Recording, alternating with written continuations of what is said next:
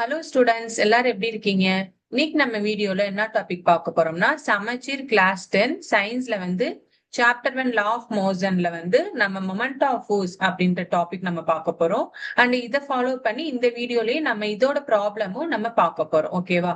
So first moment of force அப்படின்னா என்னன்னு பாத்தீங்கன்னா, இப்ப ஒரு ஆப்ஜெக்ட்டுக்கு அந்த ஆப்ஜெக்ட் நம்ம ஒரு சர்டன் ஃபோர்ஸ் கொடுத்து நம்ம அதை டர்ன் பண்ணி ஓபன் பண்றோம். ஓகேவா? அந்த ஃபோர்ஸ் நம்ம எங்க கொடுப்போம் அப்படின்னா, ஒரு பிக்சட் பாயிண்ட்ல அந்த ஃபோர்ஸை கொடுத்து அதை நம்ம ஓபன் பண்ணுவோம், டர்ன் பண்ணி ஓபன் பண்ணுவோம். ஃபார் எக்ஸாம்பிள், உங்க வீட்டுல டோர் இருக்கும். டோர்ல பாத்தீங்கன்னா பிக்சட் பாயிண்ட்ல தான் அந்த ஹேண்டில் இருக்கும்.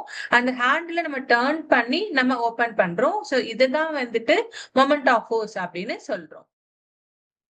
Moment of force we can also call it as torque. Moment of force நம்ம டார்க்னு சொல்லலாம். சோ டார்க் அப்படின்னா என்னன்னா, it's the turning power of a force. Force அப்படின்னா என்னன்னா, நீங்க ஆல்ரெடி லோவர் கிளாஸ்ல படிச்சிருப்பீங்க. The push or pull apply to an object. அதோட யூனிட் என்ன? நியூட்டன். நம்ம அது கேபிட்டல் N அப்படின்னு டினோட் பண்றோம். Next distance B. The perpendicular distance from the pivot to the where the force acts. Pivot அப்படின்னா fixed point. இப்ப நம்ம door நான் எக்ஸாம்பிள் சொன்னோம் இல்லையா? இப்ப டோர் வால்ல ஒரு பிக்ஸ்டு பாயிண்ட்ல தான் நம்ம அந்த டோரை நம்ம அட்டாச் பண்ணிருப்போம் இல்லையா? சோ அந்த பாயிண்ட்ல இருந்து நம்ம ஃபோர்ஸ் கொடுக்குறோம்னா, இந்த ஹேண்டில் ஃபோர்ஸ் கொடுக்குறோம்னா, இந்த ரெண்டுக்குள்ள பெர்பெண்டிகுலர் டிஸ்டன்ஸ் தான் இங்க சொல்றோம். ஓகே, இதை நம்ம மீட்டர்ல மெஷர் பண்றோம், denoted by M. And moment இதுதான் நம்ம டவுன்னு சொல்றோம். அத டவ் அப்படின்னா அந்த turning effect produce it measured in newton meters NM அப்படின்னு நம்ம டினோட் பண்றோம். மொமெண்ட் ஆஃப் ஃபோர்ஸ் அதோட ஃபார்முலா என்னன்னு பாத்தீங்கன்னா, அந்த ஃபோர்ஸையும் அந்த பெர்பெண்டிகுலர் டிஸ்டன்ஸையும் நம்ம ப்ராடக்ட் பண்றதுதான் மொமெண்ட் ஆஃப் ஃபோர்ஸ். அந்த டார்க்கோட formula that is tau equal to FP. ஓகேவா? அதாவது இப்போ நம்ம இப்ப டோர்ல பாத்தீங்கன்னா, டோர்ல பிக்ஸ்டு பாயிண்ட் இருக்கும். ஹேண்டில் நம்ம இன்னொரு எட்ஜ்ல கொஞ்சம் டிஸ்டன்ஸா தான் வச்சிருப்போம் இல்லையா? அப்போ டிஸ்டன்ஸா அந்த ஹேண்டில் வச்சிருக்கப்பதான் நமக்கு ஈஸியா நம்மளால டோர் ஓபன் பண்ண முடியும். அதுவே அந்த வால் அந்த பிக்ஸ்டு பாயிண்ட் பக்கத்துல நம்ம ஹேண்டில் வச்சோம் அப்படின்னா நமக்கு டோர் ஓபன் பண்ண கஷ்டமா இருக்கும். இப்ப இதை உங்களுக்கு நான் இன்டராக்டிவா உங்களுக்கு காமிக்கிறேன், பார்க்கலாம். இப்போ இதுதான் டோரோட இமேஜ். இப்போ இந்த டோர்ல இப்போ இந்த வால் பக்கத்துல இருக்கு இல்லையா? சோ இதுதான் பைவட் பாயிண்ட், அதாவது பிக்ஸ்டு பாயிண்ட்னு சொல்றோம். இந்த கிரீன் கலர்ல இருக்கு இல்லையா? இதுதான் ஹேண்டில். ஓகேவா? இப்போ இந்த டோரோட ஹேண்டில நான் புஷ் பண்றேன். அதாவது இந்த டோரோட ஹேண்டில் எங்க வச்சு புஷ் பண்றேன்? ஃபாரா வச்சு. அந்த பொசிஷன் எங்க இருக்கு? தூரமா இருக்கு. தூரமா வச்சு புஷ் பண்றப்போ எனக்கு நமக்கு ஈஸியா நம்மளால டோரை ஓபன் பண்ண முடியுது. இதுதான் அந்த டவ். டவ்ன்றது என்ன சொன்னோம்? அந்த ஃபோர்ஸையும் பெர்பெண்டிகுலர் டிஸ்டன்ஸ் அதை ப்ராடக்ட் பண்றதா டவுன் சொன்னோமா? இங்க நம்மளால ஈஸியா ஓபன் பண்ண முடியுதா? இப்போ இந்த டிஸ்டன்ஸை நான் கம்மி பண்றேன். ஓகேவா? இப்ப டிஸ்டன்ஸ் கம்மி பண்றப்போ இந்த ஹேண்டில் இப்ப அந்த பைவட் பாயிண்ட்டுக்கு பக்கத்துல இருக்கு. அப்போ பக்கத்துல இருக்கப்போ நம்மளால இங்க டவ் எப்படி இருக்கு? நமக்கு மொமெண்ட் ஆஃப் ஃபோர்ஸ் நமக்கு கம்மியாகுது. நம்மளால அப்போ டோரை நம்மளால ஓபன் பண்ண ஹார்டா இருக்கும். ஓகேவா? சோ அதனால நம்ம அந்த டிஸ்டன்ஸ் ஃபாரா இருக்கணும். இப்ப டிஸ்டன்ஸ் ஃபாரா இருந்தாலும் இப்ப ஃபோர்ஸ் கொடுக்குறேன். இங்க பாருங்க, இந்த ஃபோர்ஸ் நான் கம்மியா கொடுக்குறேன். கம்மியா கொடுத்தோம்னா நமக்கு டோர் ஓபன் பண்ண நமக்கு ஈஸியா இருக்காது, ஹார்டா தான் இருக்கும். அதான் டவ் நமக்கு ஸ்மால் அமௌண்டா தான் இருக்கும். சோ ஃபோர்ஸும் நம்ம லார்ஜ் அமௌண்ட் கொடுத்து நம்ம பொசிஷனும் ஃபாரா இருந்தாதான் நம்மளால டோரை ஈஸியா ஓபன் பண்ண முடியும். ஓகேவா? சோ டவ் லார்ஜ் மொமெண்டா இருக்கும். சோ நீங்க ஈஸியா ஞாபகம் வச்சுக்கிறதுக்கு எப்படின்னா, அந்த ஹேண்டில் அந்த பைவட் பாயிண்ட்ல இருந்து ஃபாரா இருந்ததுன்னா உங்களுக்கு லார்ஜ் மொமெண்ட் கிடைக்கும். That is moment of force அதிகமா இருக்கும். அப்ப ஈஸியா டோர் ஓபன் பண்ணலாம். அதுவே நியரா இருந்தது அப்படின்னா, உங்களுக்கு அந்த பைவட் பாயிண்ட்டுக்கு நியரா ஹேண்டில் இருந்ததுன்னா உங்களுக்கு மொமெண்ட் ஆஃப் ஃபோர்ஸ் ஸ்மாலா இருக்கும் and hard to open the door. ஓகேவா?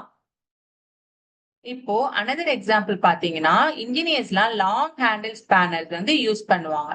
லாங் ஹேண்டில் ஸ்பேனர்ஸ் எதுக்காக யூஸ் பண்றாங்கன்னா, போல்ட் எல்லாம் இந்த ஸ்பேனர் வச்சு நம்ம டைட் பண்றப்போ ரொம்ப ஃபோர்ஸ் நம்ம அதிகமா கொடுக்க தேவையில்லை. சோ அதே மாதிரிதான் ட்ரக்லையும் பாத்தீங்கன்னா, இந்த லாங் ஹேண்டில் ஸ்பேனர் யூஸ் பண்றப்போ நமக்கு ரொம்ப ஃபோர்ஸ் இல்லாம இந்த போல்ட்டை டைட் பண்ணவோ லூஸ் பண்ணவோ நமக்கு ரொம்ப ஈஸியா இருக்கும்.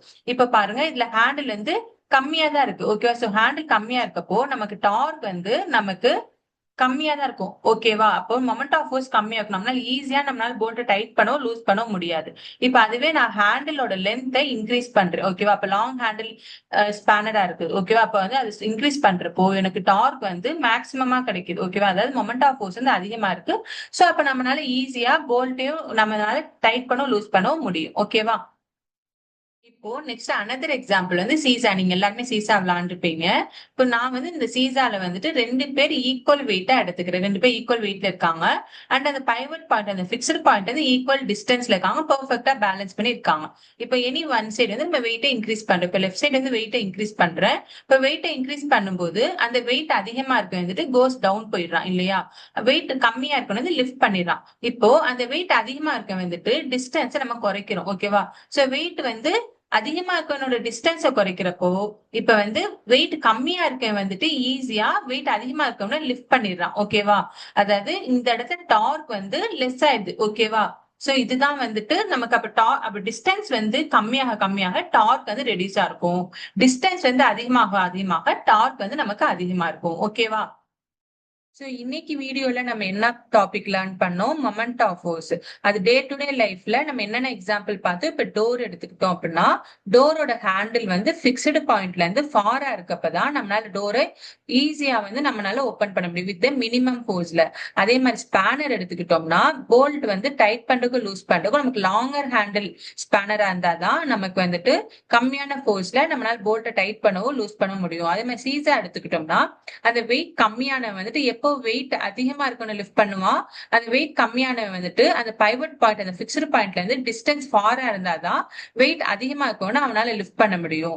சோ அதே மாதிரி இன்னும் similar day to day life example பாத்தீங்கன்னா இப்ப கியர் எடுத்துக்கிட்டோம். இப்ப பைசைக்கிள் கியர் எடுத்துக்கிட்டோம்னா நம்ம வந்துட்டு பைசைக்கிள் கியர்ல வந்துட்டு நம்ம மினிமம் போர்ஸ்லயே நம்மளால சைக்கிள வந்துட்டு பெடல் பண்ண முடியும். அதே மாதிரி ஸ்டேரிங் வீல்லையும் பாத்தீங்கன்னா அது ஸ்டேரிங் வீல் சின்னதா இருந்தாலும் எவ்வளவு பெரிய டர்க்னாலும் நம்ம ஈஸியா அதை வந்து நம்ம ரன் பண்ண முடியும்.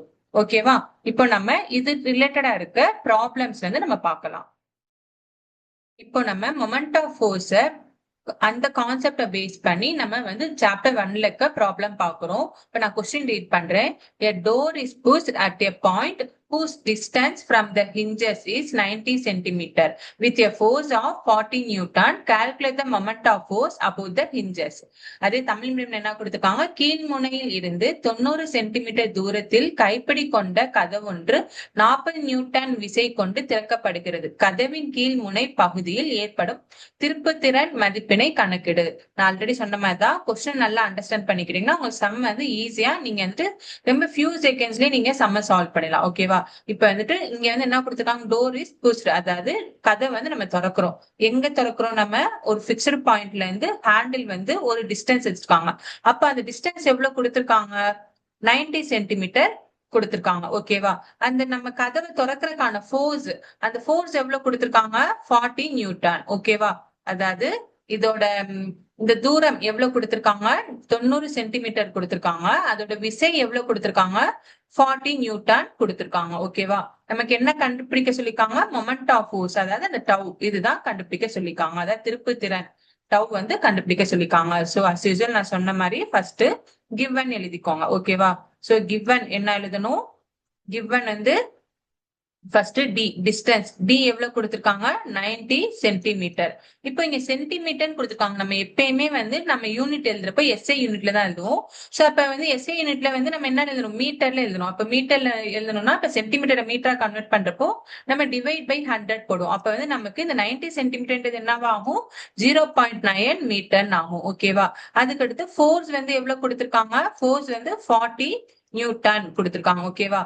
சோ அதே மாதிரி நீங்க தமிழ் மீடியம் தரவுன்னு போட்டு இந்த டீன் போட்டு 90 சென்டிமீட்டர் போட்டு 0.9 மீட்டர் எழுதிக்கோங்க. அதே மாதிரி 40 நியூட்டன் எஃப் போட்டு 40 நியூட்டன் எழுதிக்கோங்க. இப்ப ஃபார்முலா என்ன? Formula of moment of force formula என்ன? டவ் ஈக்குவல் டு இந்த ஃபோர்ஸையும் டிஸ்டன்ஸையும் நம்ம ப்ராடக்ட் பண்றோம். சோ அதுதான் வந்து மொமெண்ட் ஆஃப் ஃபோர்ஸ், அந்த திருப்பு திறன் அதோட ஃபார்முலா. ஓகேவா? இப்போ வந்து நமக்கு என்ன கொடுத்துட்டாங்க? ஃபோர்ஸ் வந்து 40 கொடுத்துட்டாங்க. சோ 40 இன்டு டிஸ்டன்ஸ் வந்து 0.9.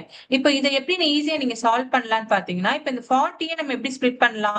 4 இன்டு 10 ஸ்பிளிட் பண்ணலாமா? 4 இன்டு 10 இன்டு 0.9. இப்ப இந்த 10 0.9 மல்டிபிள் பண்ணா நமக்கு 9 ஆயிருமா? அப்போ நமக்கு என்ன கிடைக்கும்? 4 இன்டு 9 கிடைக்குமா? சோ அப்ப ஃபைனல் ஆன்சர் என்ன நமக்கு? 4 9s என்னது? 4 9s 36. 36. ஓகேவா? So 4 9s 36. டவோட யூனிட் என்ன? Newton meter. அதாவது ஃபோர்ஸோட யூனிட் வந்து நியூட்டன், அந்த டிஸ்டன்ஸோட யூனிட் வந்து மீட்டர். சோ இப்ப இந்த கொஸ்டினுக்கான ஆன்சர் வந்து 36 நியூட்டன் மீட்டர். அவ்வளவுதான். ரொம்ப சிம்பிள் இந்த கொஸ்டின். ஓகேவா?